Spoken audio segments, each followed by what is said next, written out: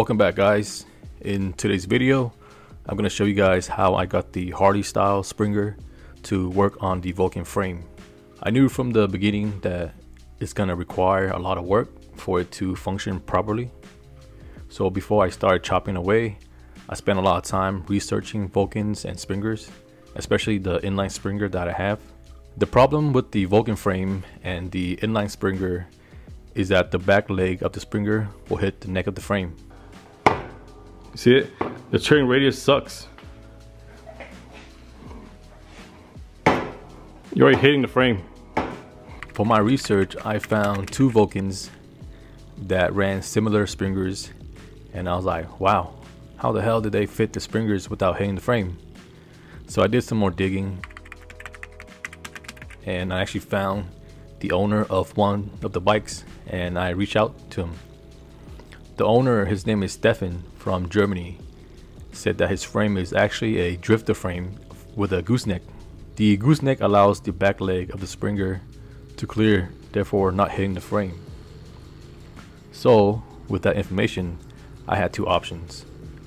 One, buy a drifter frame and swap everything over, or two, buy a tube bender and modify the frame myself.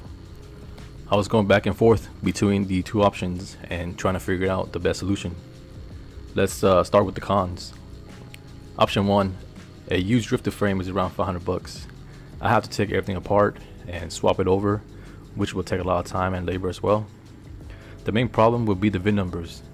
The drifter frame VIN numbers for sure ain't gonna match with the paperwork. Another con would be I have an extra frame laying around taking up space. The con for option 2 is mainly the cost. A tube bender is pretty expensive at around $1,200. So after weighing out the pros and cons, option 2 makes more sense in the long run because I can make custom tubes and sell them to get my money back, or some of my money back, like rock sliders for trucks and etc. Also, option 2 allows me to keep the original frame and keep the same VIN numbers.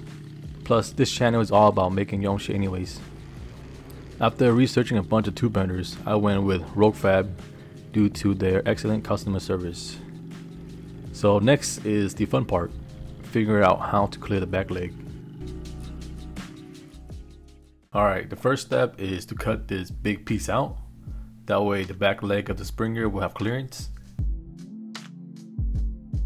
Just to keep everything straight, I braced the frame with these rods on both sides. A lot of cutting and shaving took place. This is my first time using the tube bender.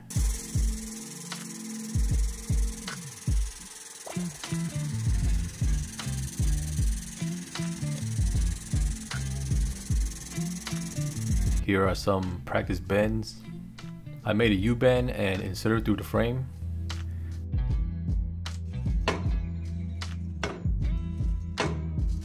As you can see, the turning radius is a lot better now. Next, I braced the neck with some thick metals. I slugged the U-bend into the down tubes.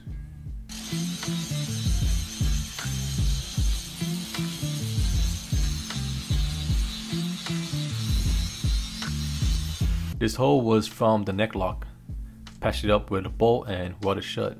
I always try to overbuild, so I decided to add another brace to the down tube.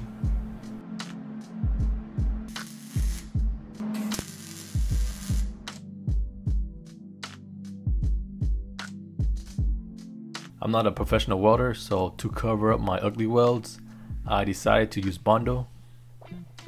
This process took forever and it was a mess, but the result was worth it.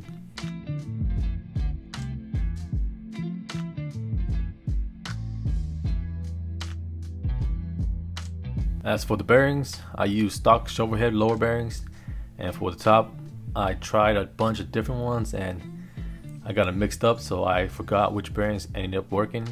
Sorry about that. But yeah, that's pretty much it of how I did it. Even though it was a pain to do, the Springer just looks so at home with the Vulcan frame.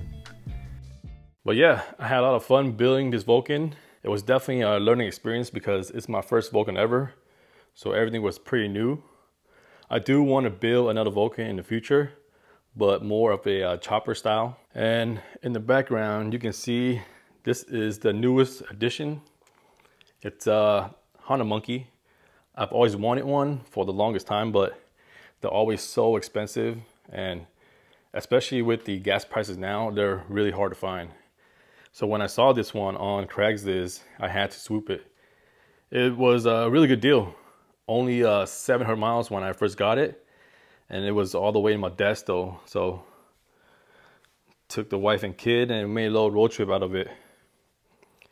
When I first got it, it got a bunch of stuff on it, but you know me, can't leave nothing in stock. So the first thing I did was taking out the mirrors, and then got flush mount turn signal right there, new levers, and then I added rear pegs for the wifey, and then relocated the license plate down to the side, lane split style, you know. But yeah, I do want to change the tail light and the rear turn signals because they're super stock. But yeah, the whole purpose for this bike is to run errands, and the main purpose is to use it as a camera bike when I feature different bikes. I want to have those nice rolling shots that you're about to see. This bike is very useful for it. The brakes are good, it's light, it's nimble, and it's just overall a fun bike to ride. And I gotta be honest, out of all my bikes that I've owned before, this one has to be on top of the list of most fun. And over here on the lift, we have Tofu's bike. He's been neglecting it for the past year, and I finally told him, hey dude, let's get it cracking, man. Let's give your bike a makeover. So yeah, he's on the lift. He's been busy making his own battery box that's down there.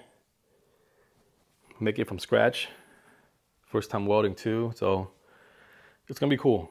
But yeah, the goal for this bike is to have it running by September. A lot of you guys have been asking about my shovel. It's right there, waiting to get worked on. But yeah, that's gonna be next on the list pretty much for me, is to build my shovel. Here's my new front end that I bought for 250 bucks, which was a steal pretty much. But yeah, I'm excited for the shovel's new look. And then I made a couple posters for the Vulcan. It's available now on our website. It's 8.5 by 11.